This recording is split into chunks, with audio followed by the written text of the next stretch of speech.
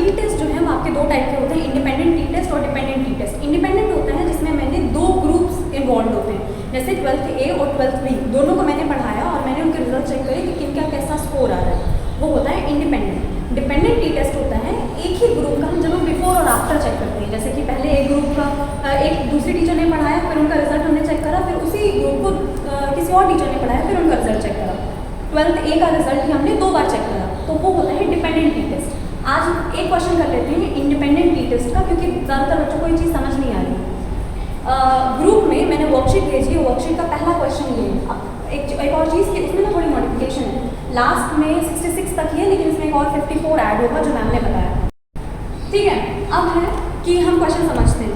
एक प्रोफेसर जो है वो इंटरेस्टेड है कि क्या जो बच्चे point and click software use करते हैं और जो बच्चे बेसिक प्रोग्रामिंग लैंग्वेज यूज़ करते हैं उनके बीच में क्या डिफरेंस है, कौन सा बेहतर है, कौन सा कम है, ये सारी चीज़ें उनको पता करनी है। उन्होंने बोला कि ये जो डिफरेंस है ना, ये 0.05 अल्फा लेवल का है। हमें बस क्या करना है, हमें ये नहीं बताना कौन अच्छा है कौन बुरा है, हमें बस इतना बताना है कि क्या जो वो कह रहे हैं कि ये 0.05 अल्फा लेवल का है वो सही है या नहीं है। ठीक है, अब क्वेश्चन स्टार्ट करने से पहले हम हाइपोथेसिस बनाते हैं। हाइपोथेसिस दो तरीके की होती है, नल हाइपोथेसिस की मतलब हाँ आप कह रहे हैं सही कह रहे हैं, और ऑल्टरनेट हाइपोथेसिस की मतलब जो आप कह रहे हैं वो गलत है, इसमें है डिफरेंस। ठीक है, अब हम सबसे पहले क्या करते हैं, ये है आपका ग्रुप 1 मतलब जो बच्चे point and click software use कर रहे हैं, और ये है ग्रुप 2 मतलब जो बच्चे बेसिक प्रोग्रामिंग लैंग्वेज यूज़ कर रहे हैं। ठीक है, सबसे पहला स्टेप होता है मीन निकालना। मीन हम कैसे निकालेंगे, इन सबका सम कर दिया जो आया 1125, और ये टोटल नंबर ऑफ ऑब्जर्वेशन जो कि 15 थे उनसे डिवाइड कर दिया। इन सबका सम डिवाइड बाय 15 आपका आ गया 75, मतलब ग्रुप 1 का मीन है 75। सेम ग्रुप 2 का सारा सम कर दिया तो आया 1128, उसको डिवाइड कर दिया 14 से, क्योंकि इसमें 15 थे ऑब्जर्वेशन मगर इसमें 14 ऑब्जर्वेशन है, तो इसको हमने डिवाइड कर दिया, आंसर आपका आ गया 80.57। ग्रुप 1 का मीन है 75 और ग्रुप 2 का मीन है 80.57।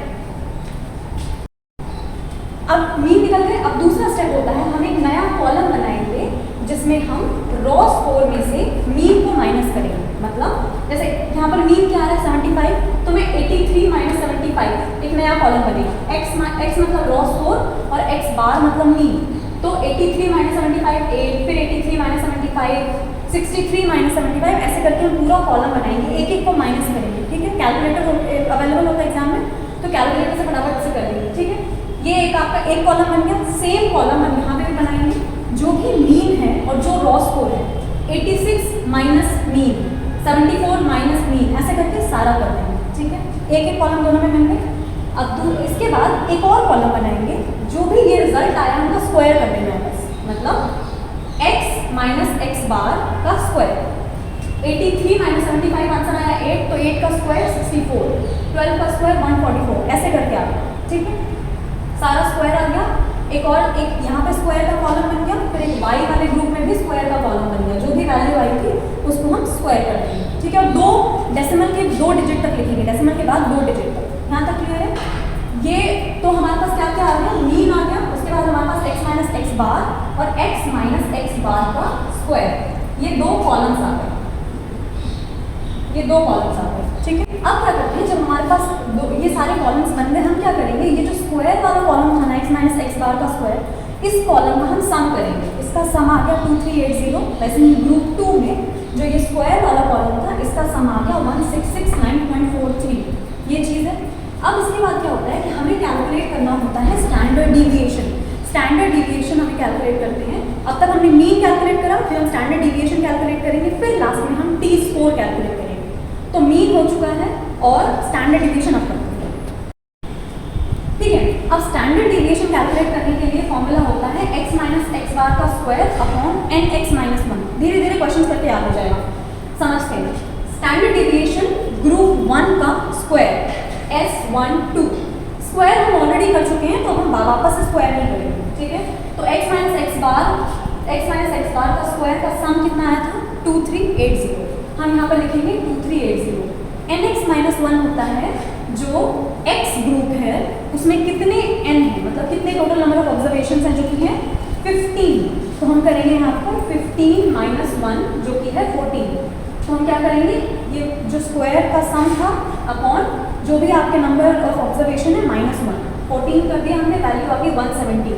तो S12 की वैल्यू आ गई 170, ठीक है। सेम S22 में क्या करेंगे, जो भी ये ग्रुप में स्क्वायर वाला कॉलम था उसका सम निकालेंगे, सबको ऐड करके सम आ गया, और सम को हम क्या कर देंगे उसके बाद फिर नीचे टोटल नंबर ऑब्जर्वेशन कितनी थी, इसमें 15 नहीं थी, इसमें 14 थी, तो हम 14 माइनस 1 कर देंगे 13 से डिवाइड करके वैल्यू आ जाएगी 128.42। तो S12 की वैल्यू आ गई 170, S22 की वैल्यू आ गई 128.42। यहाँ तक क्लियर है। फाइनली हम कैलकुलेट कर लेंगे, टी कैलकुलेट करेंगे। तो टी का फॉर्मूला होता है x bar minus Y bar upon under root S12 upon N1 plus S22 upon N2। समझते हैं, x बार हो गया जो हमने मीन कैलकुलेट करा था ग्रुप 1 का, y बार हो गया जो हमने मीन कैलकुलेट करा था ग्रुप 2 का, S12 हो गया जो हमने अभी तुरंत कैलकुलेट करा, ठीक है। S12 आपका हो गया 170 जो सारे स्क्वायर का सम करके उसको -1 करके डिवाइड करते हैं, और S22 सेम चीज़ आपका ग्रुप 2 के साथ, ठीक है।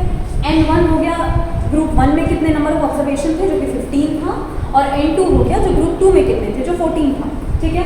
सारी वैल्यूज पुट कर देंगे, 75 आ गया, 80.57। अब क्या होता है अंडर रूट में ना कैलकुलेटर होता ही है, तो इनको सबसे पहले डेसिमल के फॉर्म में ले आते हैं। 170 डिवाइड बाई 15 आपका आता है 11.33, और ये आपका डिवाइड करके आ गया 9.17, इनको प्लस करेंगे 20.5 और इनका अंडर रूट निकाल देंगे तो आपका आ गया 4.5, और ऊपर माइनस करके आ रहा था 5.57, तो 557 क्योंकि 80 बड़ा नंबर है उसके आगे माइनस का साइन, तो 5.57 डिवाइड बाय 4.5 तो आपकी वैल्यू आ गई -1.23।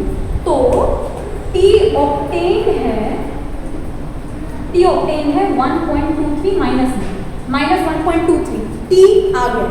जो क्वेश्चन अभी कंप्लीट नहीं हुआ है उसमें सिर्फ अभी हमने क्या करा कि हमने चेक करा कि टी स्कोर कितना आ रहा है, ठीक है। यहाँ पर टी आपका आ गया -1.23। अब आगे बढ़ते हैं, ठीक है।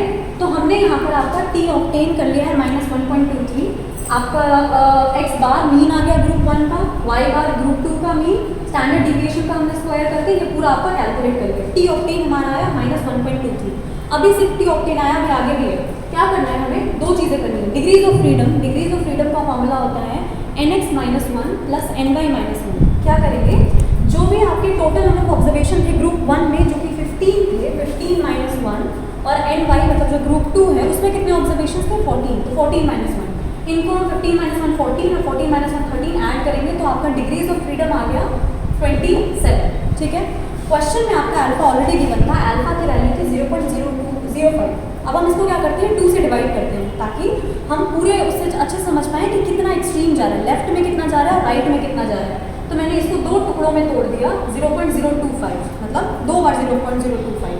अल्फा की वैल्यू गिवन थी 0.05, उसको मैंने 2 से डिवाइड करा तो वैल्यू आ गई 0.025, ठीक है। अल्फा आ गया इतना, और डी एफ की वैल्यू आ गई 27। अब क्या होता है कि आपके एग्जाम में टी क्रिटिकल का चार्ट मिलेगा जो हर बच्चे को सर्कुलेट होगा, 2-3 पेपर आएंगे और वो सर्कुलेट होंगे। ग्रुप पे मैंने PDF डाल दिया है, उस PDF में हमें क्या करना है, इस तरफ देखना है डिग्रीज ऑफ फ्रीडम जो कि है 27 ऐसे, और ऐसे हम देखेंगे अल्फा की वैल्यू है 0.025, ठीक है।